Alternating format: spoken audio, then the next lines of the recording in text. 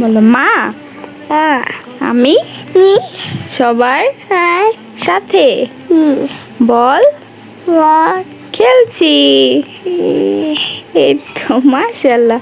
আসসালামু আলাইকুম everyone, welcome to my another blog. আর গুড মর্নিং সবাইকে। সবাই কেমন আছেন? আলহামদুলিল্লাহ আমরা অনেক ভালো আছি, সুস্থ আছি। আমাদের জন্য সবাই অনেক দোয়া করবেন। আরেকটি ইন্টারেস্টিং ভিডিও নিয়ে হাজির হলাম। আর এইখানে আমার মেয়েটা সবার সাথে অনেক দুষ্টামি করে খেলাধুলা করতেছিল, আর মাশাআল্লাহ অনেক এনজয় করতেছিল। ও তো ওর নানু বাসায় আসলে অনেক মাতাল হয়ে যায়, মানে অনেক এনজয় করে, কি রেখে কি করবে কোনো দিশা পায় না। যাই হোক, এরকম আমিও করতাম। আমার নানুর বাসায় গেলে আমাদের বাসায় আসতে চেতাম না, আমার দাদার বাড়িতে আমি আসতে চেতাম না। আমার মেয়েটাও সেম হয়েছে, নানুর বাড়িতে গেলে আর দাদার বাড়িতে আসতে চায় না।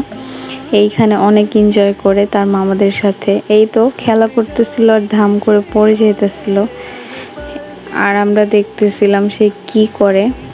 বল মারতেছিল, তার পাপার সাথে খেলতেছিল, মামাদের সাথে খেলতেছিল। আর এইটা হচ্ছে মিনু, কিউট একটা বিড়াল মাশাআল্লাহ।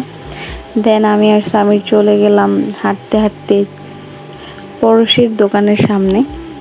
আর দেখলাম এইখানে খালা ডিম দিয়ে চাপটি বানাচ্ছে, তো আমরা অর্ডার করলাম।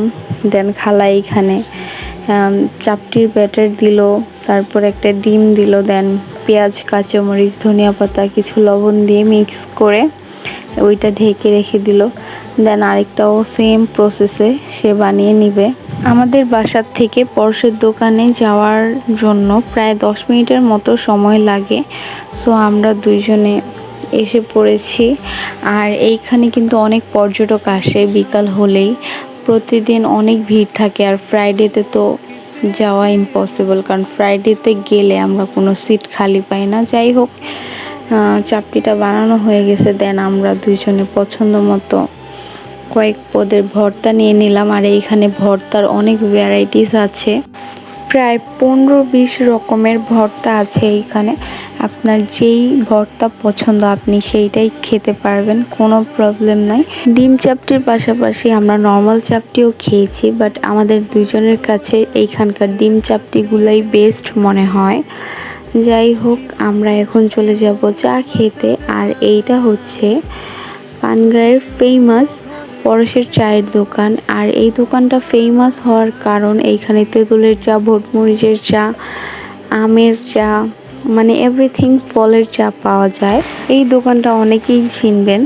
যাই হোক, আমরা দুধ চা অর্ডার করেছিলাম, যেটা মিঠাই দিয়ে প্রসেসিং করছে উনি।